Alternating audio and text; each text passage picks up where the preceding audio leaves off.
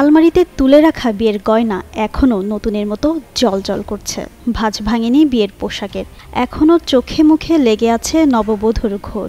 মেহেদির রং ওঠার আগেই মাত্র ১.৫ মাসে বিধবা হলেন এই তরুণী।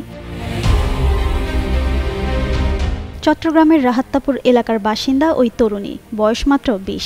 পড়াশোনা শেষ করেছেন এসএসসি পর্যন্ত। ৬ মাসের প্রেমের পর বিয়ে করেন পুলিশের তালিকাভুক্ত শীর্ষ সন্ত্রাসী সরওয়ার হোসেন ওরফে বাবলাকে। এখন তিনি বিধবা।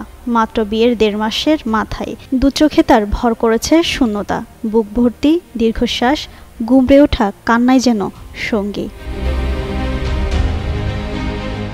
সরওয়ার হোসেন বাবলা ছিলেন পুলিশের তালিকাভুক্ত শীর্ষ সন্ত্রাসী। ১.৫ দশকের বেশি সময় ধরে তিনি চট্টগ্রামের অপরাধ জগতে সক্রিয় ছিলেন। একসময় কুখ্যাত ৮ মার্ডার মামলার আসামি ও সাজ্জাদ হোসেন খানের সহযোগী হিসেবে আলোচনায় আসেন বাবলা। পরবর্তীতে গুরু সাজ্জাদের সঙ্গে বিরোধ তৈরি হলে নিজস্ব গ্যাং গঠন করেন তিনি।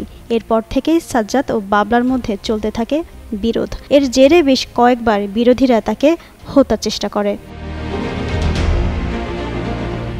সবশেষ গেল বুধবার সন্ধ্যায় চট্টগ্রামের বায়েজিদ বোস্তামি থানার চালিতাতলী এলাকায় বিএনপি প্রার্থী এরশাদুল্লাহর গণসংযোগে প্রকাশ্যে বাবলাকে গুলি করে হত্যা করা হয়।